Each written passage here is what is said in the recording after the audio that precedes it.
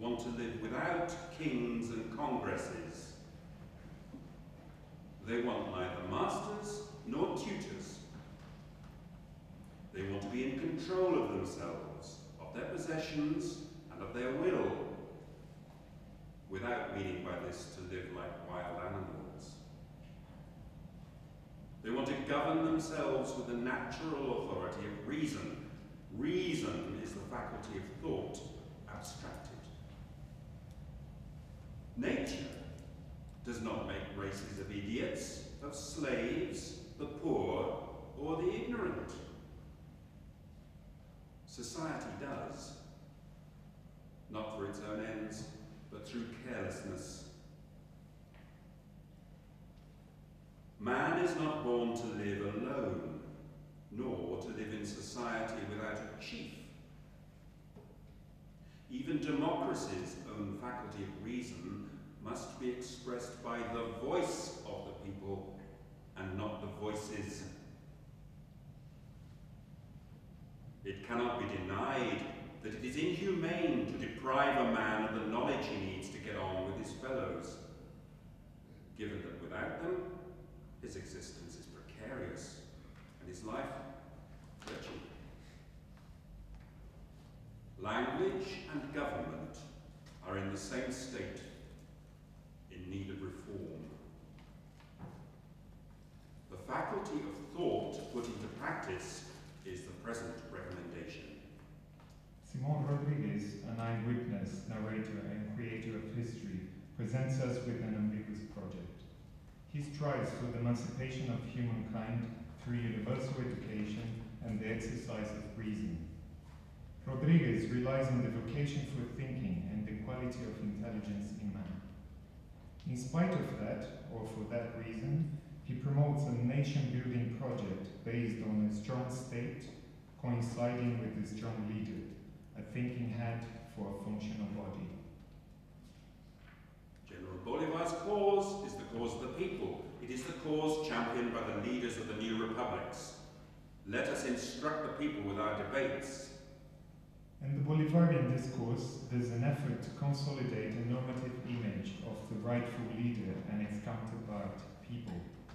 It is in the text event monument known as the Oath of Montesacro, or Aventine Hill, that this image is represented in full historical scale.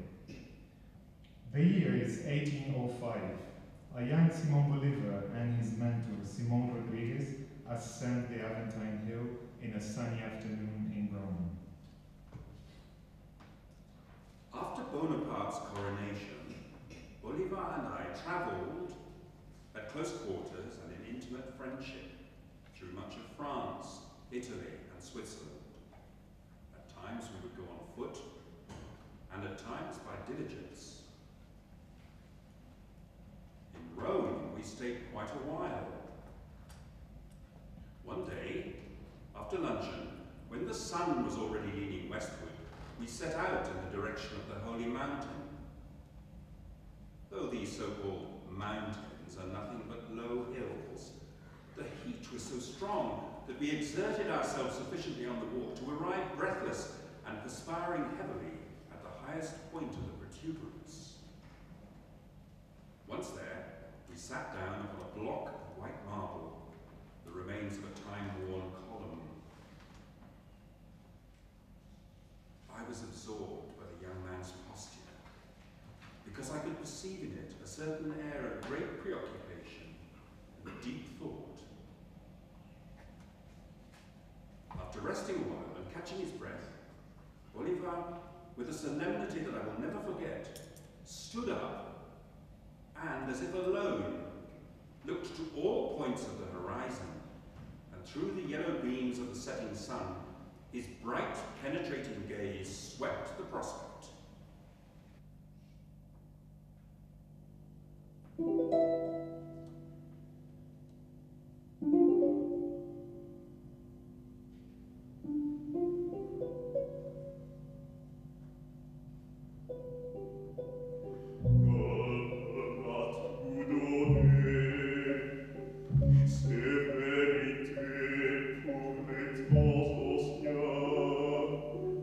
Austerité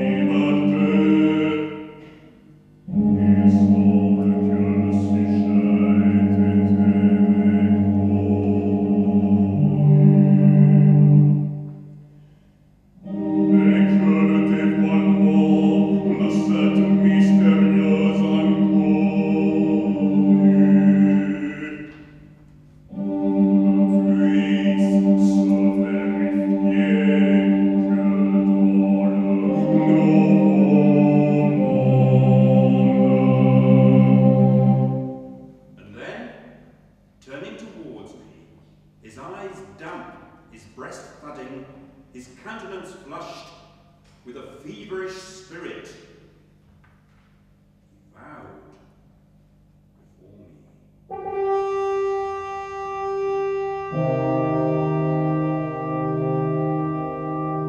me.